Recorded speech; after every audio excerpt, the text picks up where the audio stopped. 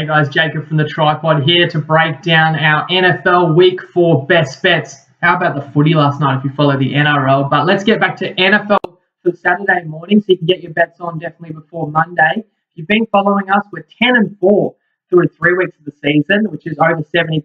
5-2 last week, also over 70%. Let's get into it.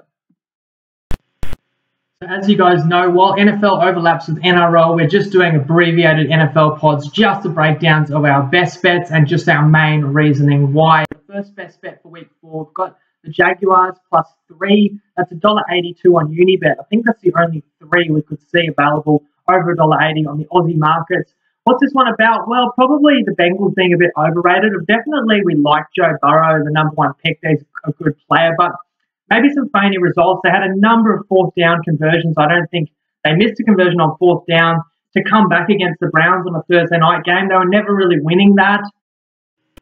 Even last week, you get a tie against Philadelphia, but Philadelphia is a bit of a mess right now. Whereas with the Jaguars, I think coming into the season, everyone just assumed they're tanking when you looked at all the players they let go. They came out week 1 and beat the Colts, so that shows that they're trying. They were pretty bad in the last time we saw them, which was Thursday Night Football against the Dolphins. They got smoked. The Dolphins aren't a bad side, and now they get the advantage of 10 days rest. I'm just not sure that they're any worse than the Bengals. Nobody really gets 3 for home field advantage with limited crowds this season, so we'll take the full field goal with the Jags. Next game, we have the LA Chargers at the Buccaneers, and we are taking the Chargers +7, which is $1.90 on Unibet and Bet365. We've seen what the Chargers are capable of, pushing the Chiefs all the way to overtime. They could have won that game. They had a letdown last week. Joey Bosa should be back. We like the look of Herbert, and this is kind of a bet against the Buccaneers. So I think they can be quite special this year. I think what no one's talking about is how stacked the defense is. But we've said all along this Buccaneers team is going to be one that improves through the season. Obviously, when you have mass changes and no bigger change than bringing in Brady and accommodating him. This week, he doesn't have a lot to throw to. Obviously, Godwin out. A couple other offensive players are out for the Bucs. And I'm not sure how great they are. They lost to the Saints in week 1. The Saints have been quite disappointing. They beat the Broncos, who were down to a second, third-string QB. And other Buccaneers win we were on when they beat the Panthers, who I think very little of as well. So I like the fact we can catch a full touchdown with the Chargers. We'll ride them in this one. Next game we've got a best bet on, the Vikings at the Texans. The Vikings are around a 3.5-point underdog. The total is what we're more interested in, and it's roughly 53.5 across the board. And these are 2 winless teams, so I think we get a desperation factor here. What I also like is they've both got running backs that they want to feature a lot. For the Vikings, obviously Dalvin Cook, and the Texans have David Johnson, who they traded Hopkins away for. They need to kind of justify Bill O'Brien being the GM or being head of personnel and coaching the team needs to feature him a lot to justify what they gave away in Hopkins to bring this guy in. And the Texans have faced a murderer's row to open the season. Kansas City, Baltimore, Pittsburgh on the road. So they haven't had a lot of opportunities to really play with a lead and to run the ball. This game they could be playing as a favourite. And the Vikings, I think, they showed a little bit of life last week against Tennessee. Now, both these teams have played a lot of high-scoring games, but I think now that this is such a winnable game, they're going to be thinking they want to limit mistakes and they will play hard. And what I love about this as well is we're going to play the first half under, and this is a little trick that you can look into on Sportsbet, is that the first half total is actually in 2 different places, and I think it's because they don't like having a flat number, because it doesn't work for the same game multis with when you get a leg that pushes. So what you'll find is there's a market that's under totals, which is first half total, and the total is 27. But if you go into first half market to scroll to the bottom, is total points first half under 27.5, $1.84 Sportsbet. Next one, this should be good. Patriots at the Chiefs. The line is Patriots catching either +7 or +6.5, depending where you look. And hey, my tip of Chiefs to win the Super Bowl looking pretty good before the season. I couldn't believe you could still get $8.50 on a team that was the best team last season and returned basically everybody. I know that their running back opted out, but they got a first-round pick in Edwards-Helaire, who's every bit as good. And Pat Mahomes, another year older. This team's just deadly. We saw what they did. We took them as the best bet in Monday Night Football. They smoked a Ravens team that is no joke. The Ravens team, a lot of people would have said, was the second best team in the NFL. So Now the Chiefs are paying like $4.50 for the Super Bowl. That's a great fun pick. I can't see how they'd fall. The worst they could go is about making the AFC title game, I believe. So that's a great bet. And we're going to take them again here. Now, I think there's a bit of sneaky revenge in this one. That it was the Patriots that denied the Chiefs a chance to go to the Super Bowl 2 seasons ago in that overtime game, in the championship game.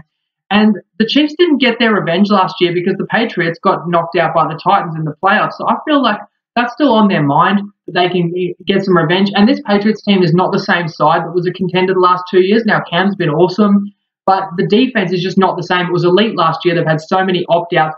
You've got a Patriots team that people still respect a lot, but Belichick doesn't have the same defense to work with. On offense, Cam Newton, obviously a whole new dimension to what Brady can do. I feel like the Patriots can score with people and can put on a lot of points when they truly want to. It all comes down to how much do they want to put Cam Newton in harm's way in terms of how many quarterback runs do they want to put, how many times they want him standing in the pocket or scrambling in the pocket trying to make plays.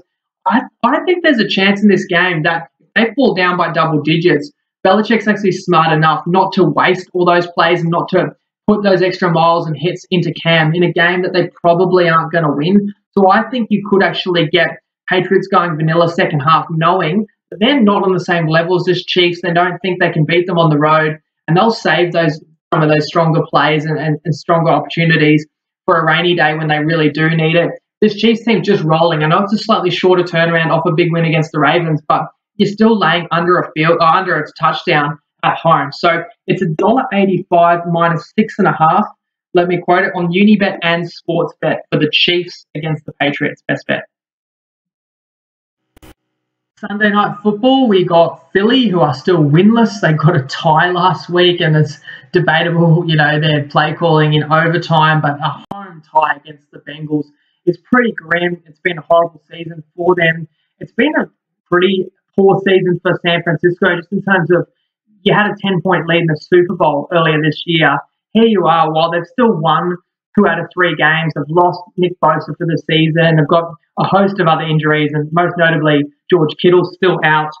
And of course, the starting quarterback, Garoppolo, is out as well. So they just don't feel like a contender to me, and they are quite depleted. And I think we're getting good value here because they smoked the Giants anyway, but the Giants are not a good side. I think Sunday night football, we do get a desperation effort out of Philly. I know Carson Wentz has just had a shocker of a year, but we're getting a good number of points. I think, again, you don't have that same home field advantage that was quite formidable with San Francisco last year. So we're willing to take the Eagles plus 7.5. That's on Bet365 and Unibet $1.80. And last game I'll speak about, although we don't have a best bet at this stage, Monday Night Football, we have the Falcons going into Green Bay, and they're catching a full touchdown plus 7. The Falcons season from hell again. What's with this team blowing leads? We know that they blew that unlosable game against Dallas where they led by 9 with under 2 minutes to go, something like that. And then last week, up 16 against the Bears, blow that game as well at home against, it was Mitch Trubisky and then Foles came in. But what that game really showed to me is just how decimated the Falcons defense is. I mean, they couldn't stop them, honestly. The Bears scored back-to-back touchdowns to go from being down 16 to take a lead late in that game. And they could have had more. They had another touchdown overruled on a 4th down that was dropped. They had another touchdown Trubisky threw that was snatched away from the play and overturned. So they could have conceded 40 to the Bears last week.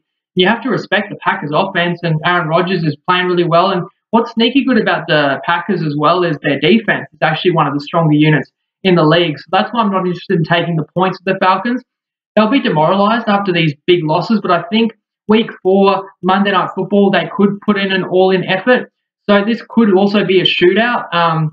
But then again, there's key personnel out, like with obviously Julio Jones on one side, Devontae Adams on the other. When you've got key wide receivers out, sometimes you just don't feel as good about the over either. But I'm not going near the under, as I spoke about with this Falcons defense. So at this stage, no best bet on the game.